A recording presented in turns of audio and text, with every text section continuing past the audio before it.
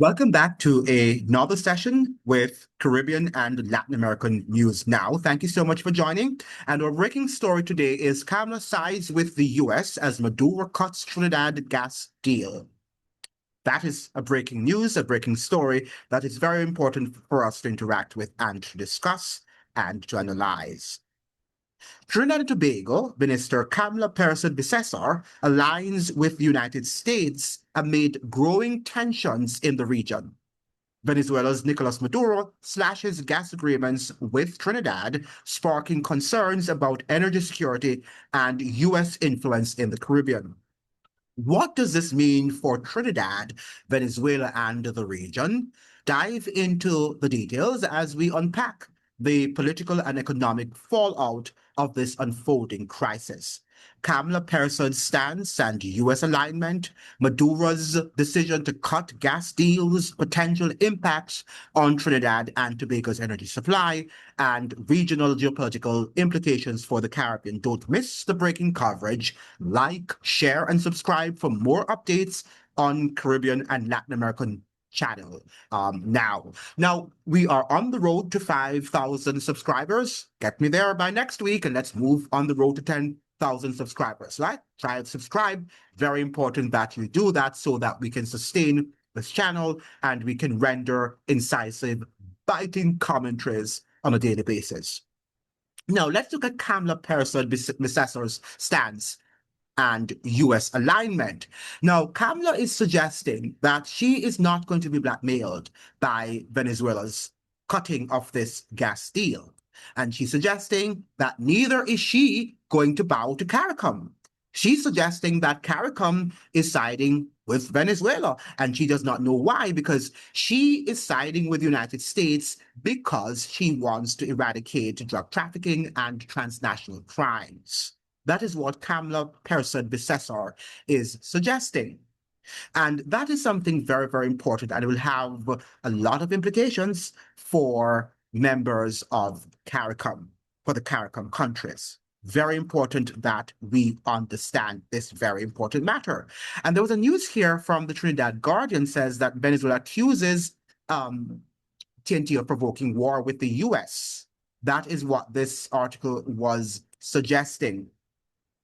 Okay, and so the president is suspending all gas and oil deals, the gas deals with Trinidad and Tobago. It is going to have dire economic circumstances and implications for the Trinidad economy. Very important. And you know, Kamla Persad-Bissessar is saying that she does not need Venezuela. She's suggesting that she doesn't need Venezuela because, you know, Trinidad has many options and they have other opportunities, economic opportunities that they can pursue. But if she was not so much interested in this Dragon gas deal, which was actually, you know, it died when she came into power. And why would she want to restore it when she went to Washington the other day? If she had other options, understanding that she's siding with the United States as regards its war on Venezuela, knowing that that would have created animosity, hostility between the two brotherly countries. Why would she do that?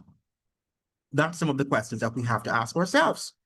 So Kamla Persad-Bissessar is defiant, and she's suggesting that if CARICOM wants to side with Venezuela, she's not going to be intimidated by that, and that she is willing to stand her ground, which she continues to stand. And she says that the Caribbean is not a zone of peace. She is saying that she does not know what happens in other Caribbean countries, particularly the ones to the north. So she might have been taking a jab at Jamaica, I would think, because he's the chair. Jamaica is right now the chair, has that seat of chairing CARICOM. Dr. Andrew Holness is actually the current chairman of CARICOM. So she's suggesting that she doesn't know what happens in these countries, but Trinidad, as far as she's concerned, is a zone of war. So she's saying that if she sides with the United States, it means, therefore, that they're going to help Trinidad to restore its peaceful environment. and become the zone of peace that CARICOM is suggesting that we are. Now, I would like Kamla Persad-Bissessar to go to countries like Libya and Iraq and, and other countries that are war-torn caused by the United States, Lebanon, and compare these countries to what is happening in Trinidad. In spite of Trinidad's problems, there are intractable problems. But is Trinidad really a zone of war? Are people trying to escape bombs? As they don't know when the next bomb will hit them, hit an office, hit their homes. Are they cowering for fear? Or can they walk on the roads? Can they express freely their ideas without somebody coming for them? So why is she suggesting, given despite our economic and political and racial ethnic tensions, that Trinidad is a zone of war? She says she doesn't know about what happens in other Caribbean countries, but she's aware that Trinidad and Tobago is a zone of war. And that is why she's siding with the United States, and she's not going to bow to CARICOM. That is what Kamla Persad-Bissessar has intimated. Now, what are the implications for Trinidad and Tobago? Well, they are just going to be now a zone of war, because any country that the United States enters, it's going to be converted into a zone of war. That is for sure. That is for sure. There's no discussion about that, right? It's going to happen. Okay, so now we have Maduro and his decision to cut Trinidad gas deals. And even the US was suggesting that this was an important, or would have played an important element or part in Trinidad's economy. Okay, so the Observer, not the Observer, the Trinidad Guardian this morning said last evening during the 95th broadcast of his program, Con Maduro, means with Maduro, Maduro said, and I quote, on the aircraft carrier of the supremacists of the United States empire against Venezuela and South America, I have approved the precautionary measure of the immediate suspension of all the effects and the agreements. That is why I have decided to take this decision. What the supremacists want is Venezuela's riches, unquote. This is what Maduro says. And he added, and I quote, I approved the precautionary measure of suspending the agreement and requested that the case be referred to the Council of State, the Supreme Court of Justice, and the National Assembly to take structural measures in this matter. I unquote. I would have thought that Trinidad and Tobago would have woken up that this was going to happen, that this day was coming. And I'm not sure for the likes of me why Sean Sobers, that's the Minister of CARICOM and Foreign Affairs, suggested that Venezuela and Trinidad have an excellent, relationship, that there's no tension, there's no hostility between both nations. I don't know what world Sean Sobers or Kamla Persad-Bissessar are living in, but something is definitely wrong with their thinking. Have they been bought and sold? Or is that they have lost some amount of common sense? They're not able to observe and see what is happening on the ground. Their heads are firmly planted into a book, into a diplomatic textbook. I am not sure what is happening with their brain, but something is fundamentally wrong with the thinking coming from Sean Sobers and Kamla Persad-Bissessar. Okay? So Kamla is suggesting that CARICOM is not going to stop her.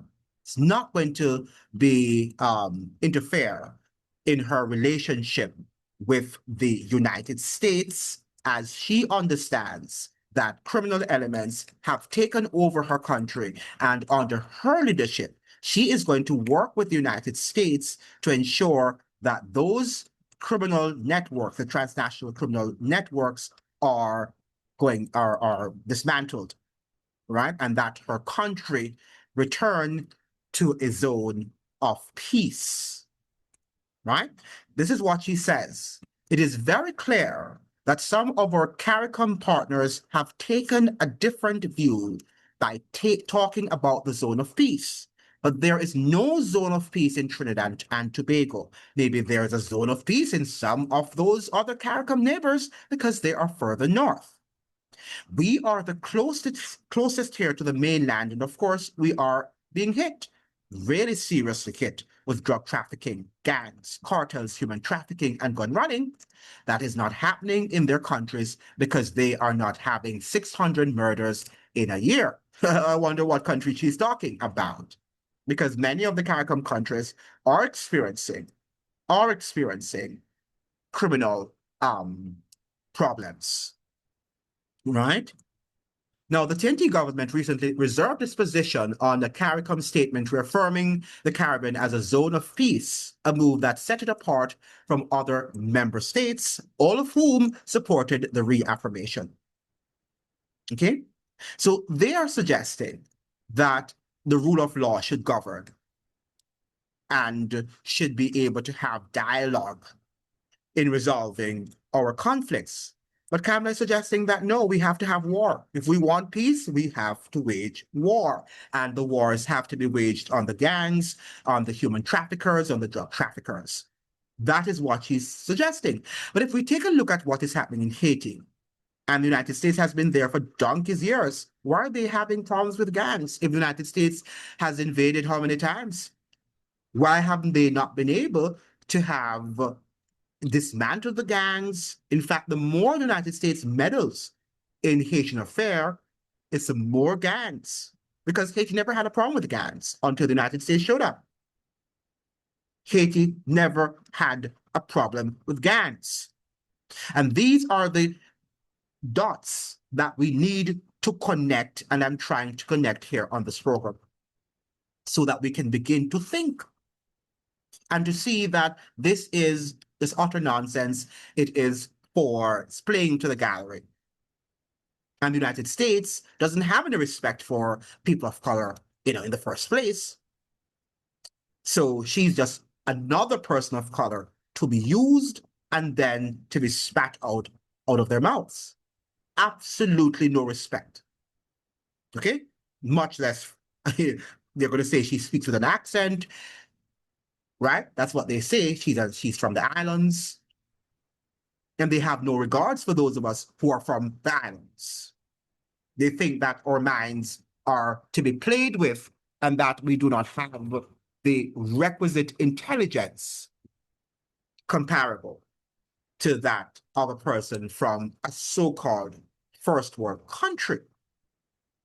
So why is Kamla Persad-Bissessar playing this game with Trinidad, a sophisticated country? All right? Why is she doing that? We just don't know. We just don't know. Right? Now, Persad-Bissessar also yesterday maintained that the presence of the USS Gravely, a US warship, does not mean TNT is being used as a military base amid rising tensions between the Donald Trump-led administration and Nicolás Maduro's Venezuelan government. So what it is being used at? What is it being used at? As she's saying here, this is what Kamla Persad-Bissessar is saying. We're not being used as a base. We've had ships come here before, ships came now, and ships will come after, because we have a history of cooperation with the United States. You must remember, the United States is one of the largest nations, one of our largest trading partners. They always say the same thing, coming from the State Department, and we have long-standing cooperation between the two countries. So I say categorically, we have no plans for Trinidad and Tobago to be used as a base for any military interventions anywhere else, she said. Okay, that's what she said. But you and I know otherwise, that once the United States starts a war with a neighboring country, it is going to set up military bases in that country closer or closest to the nation that it is warring with. In this context, it's going to war with Venezuela, so evidently Trinidad is the closest neighbor, and they are going to set up their military bases there, whether Trinidad likes it or not. All right, this is not wishful thinking. This is what happens. If you read the history of the United States, this is what happens, will continue to happen, and is happening, Madame Persad-Bissessar. Should you not know, let me educate you. The PM also added, there has been no such request from the US, and instead of requests for training and help in humanitarian projects like these militiamen who are here could help us with the projects at school or even some of our dilapidated military bases in the country. So that is what this visit is about. That military cooperation for training and for humanitarian benefits, as well as to the people of Trinidad and Tobago. Wow. Madam Prime Minister, you need to think. You need to think. You need probably a vacation. You're probably suffering already from exhaustion, from fatigue. Now, what will be the potential impacts on Trinidad and Tobago's energy supply? Very serious impact. And I think what is going to happen is that the United States now is going to have to control Trinidad's oil and gas. And hence they will have to buy oil, on the world market, the price, because the United States, once their companies take over full scale, they don't care if it is Trinidad's resources. They don't care if it is Trinidad's resources. Okay, that is what you have to understand.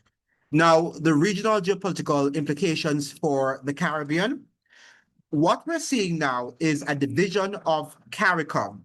All right, we're seeing a division of CARICOM, where CARICOM is going to be divided. All right, CARICOM is going to be divided over this matter. Already it's divided. And she seems to be obstinate, so she's not willing to sit down with CARICOM members and say, let us air our grievances. Listen to our people to see what they have to say, including Trinidadians. I'm sure she's not listening to her citizens. And she's the prime minister. All right? So this is already sending a death knell to CARICOM, because this is one of the bigger members of CARICOM, Trinidad and Tobago. Right? Jamaica, Trinidad and Tobago, Barbados, Guyana. Okay?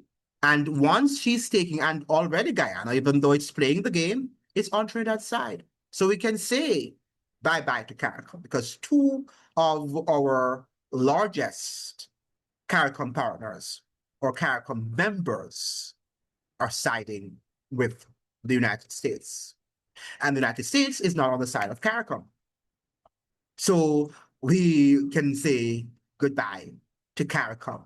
This is the death of CARICOM, unless the government of Trinidad and Tobago changes or she changes her mind, which based on what I'm seeing, she is defiant. She doesn't seem like a person who is willing to listen. Right? Kamla Persad-Bissessar does not seem like a person who is willing to listen. She seems like an autocrat. Ironically speaking, they're complaining that Nicolás Maduro, right, is an autocrat. But at the same time, she is behaving equally like an autocrat, like a dictator, because she's not willing to listen to the other side. And she is going to send the economy of Trinidad under the toilet. And many Trinidadians are going to suffer, not only economically, but from the effects of war, of living in a war environment. And the psychological effect, the physical effect, the emotional effect, it's going to destroy the anxiety already that it is causing for many people in Trinidad, because they don't know when anything can happen. At any given moment, anything can happen. And with warships being there, can you imagine Trinidad is not accustomed, the citizens are not accustomed to be seeing warships, the likes of the USS Gravely on their shores. And Kamla Persad-Bissessar is not concerned about that the least. She's thinking that these warships are going to be the precursor to peace in her country, and by extension, as she's suggesting, in the region. Now, how can she think like that? What is in the brain? What is motivating her to take such a stupid and asinine action? I don't know. Is she receiving some monetary reward? Is she going to be promoted to a higher position? But she's an old woman at this point. What other position could she be trying to get? I don't know. I really don't know what is happening with this lady. But I would caution all citizens of Trinidad and Tobago to think critically and to ensure that you are not supporting a lady who is going to be well protected if war should break out. And you are going to be the ones who have to, or well, who are forced to confront with the ravages that war will bring. You are the ones who will have to confront the bombs, right? And all of the, devastation that comes with a war. And Trinidad is not a big country, right? Small country, a tiny country. So can you imagine? Can you imagine the impact that it is going to have on thousands of lives? I hope that you will understand that it's time for you now to write letters and to make your voices heard, that this is stupidity, and Kamla Persad-Bissessar needs to cool her brain down. It's too hot. And as a result of the heat in her brain, she is unable to think logically and rationally. All right? She's unable. And not only her, but the likes of Sean Sobers and other members of her cabinet. They need to think. They need to issue a much more measured approach to diplomacy. And right now, we need dialogue, not war. Stop it, Kamla Persad-Bissessar. Thank you so much for joining. I hope you'd like, share, and subscribe. Like the video so the videos can be shared with as many people on the platform.